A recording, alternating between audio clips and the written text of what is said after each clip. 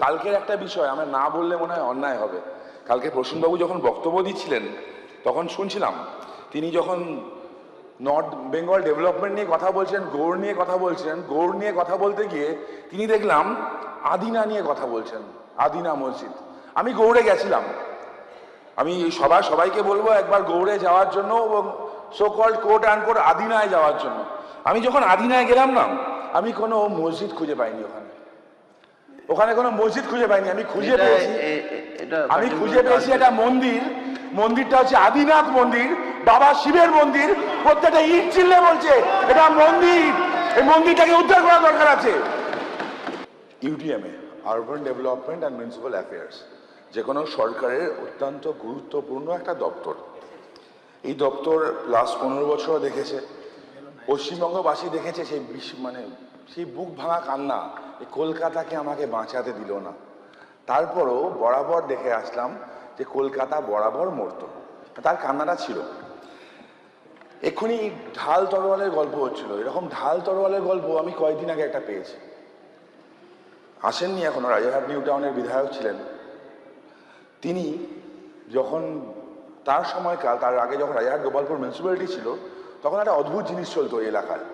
রাজারহাট গোপালপুরের মানুষ জানে, রাজারহাট নিউ টাউনের মানুষ জানে, একে বলা হতো ঘষা প্ল্যান। ঘষা প্ল্যানটা কি জিনিস? একটা প্ল্যান যার কোনো এক্সিস্টেন্স নেই। তৎকালীন বিধায়ক নিজের মতো, তার আগে তিনি চেয়ারপারসন যখন ছিলেন 2024 সাল পর্যন্ত সাইন করে ছেড়ে দিতেন এবং সেই প্ল্যানে বিল্ডিং হয়ে যেত। বিল্ডিং হওয়ার পর অদ্ভুতভাবে তার মিউটেশন হতো এবং তার ট্যাক্স আদায় করা হতো। এবার আজকের দিনে যখন ইলিগাল কনস্ট্রাকশন ভাঙার অর্ডার হচ্ছে, তখন দেখা যাচ্ছে বেশ কিছু লোক আমার কাছে এসেছিলেন, তারা দেখা যাচ্ছে 2022 সালে তারা বাড়ি কিনেছেন, বিল্ডিং প্ল্যান হচ্ছে 2014 এবং 2018 সালে তার ডেভেলপমেন্ট এগ্রিমেন্ট নাকি হয়েছে। আমি দেখলাম কার প্ল্যান? দেখলাম হ্যাঁ, সেই ঘষা প্ল্যান। সেই ঘষা প্ল্যানের রমরমা গরিব মানুষদের অবস্থা দিন দিন খারাপ হচ্ছে। রাজারহাট গোপালপুর, আমি রাজারহাট গোপালপুর থেকে আসছি, আমি ওখানকার কথাই বলবো।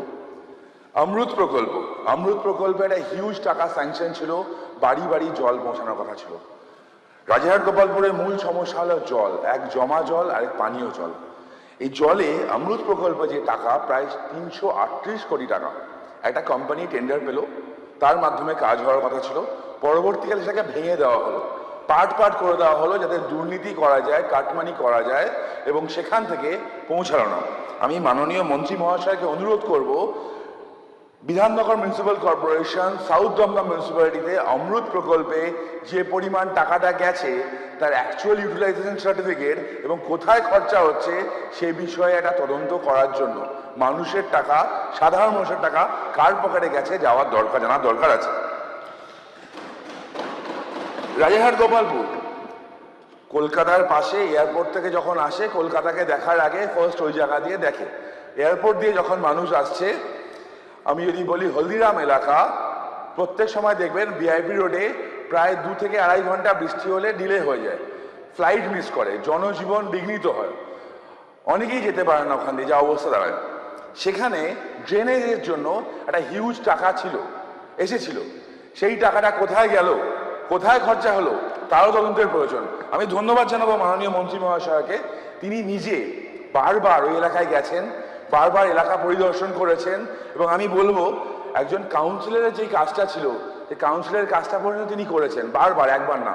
কিন্তু আজকে এই ইস্যুগুলো দেখা যাচ্ছে। ওভারঅল যদি এখানে আমি বলি একের পর এক, জল নিকাশি, বিপর্যয় এবং অর্থনৈতিক ইকোনমিক ডেভেলপমেন্ট পসিবল, বেশ কিছু জায়গাগুলো আছে সেগুলো ডেভেলপমেন্ট হয় না। সিসি ফ্ল্যাটগুলো সিসি হচ্ছে না, সিসি না হওয়ার ফলে গভর্নমেন্ট রেভিনিউ আর্ন হচ্ছে না, সেই বিষয়ে দেখা হয়, রেভিনিউ আর্ন হয়, সময় সংক্ষিপ্ত। আমি দেখেছি বিভিন্ন জায়গা, বিভিন্ন সেক্টরগুলো আস্তে আস্তে আগের মন্ত্রী মশাই যারা ছিলেন, আগের সরকার যারা ছিলেন, অনেক প্রতিশ্রুতি দিয়েছিলেন। অবশ্য আগের মুখ্যমন্ত্রী বলতেন প্রতিশ্রুতি মানে প্রতারণা। আমি একটা নোটিফিকেশন সম্পর্কে বলতে চাই।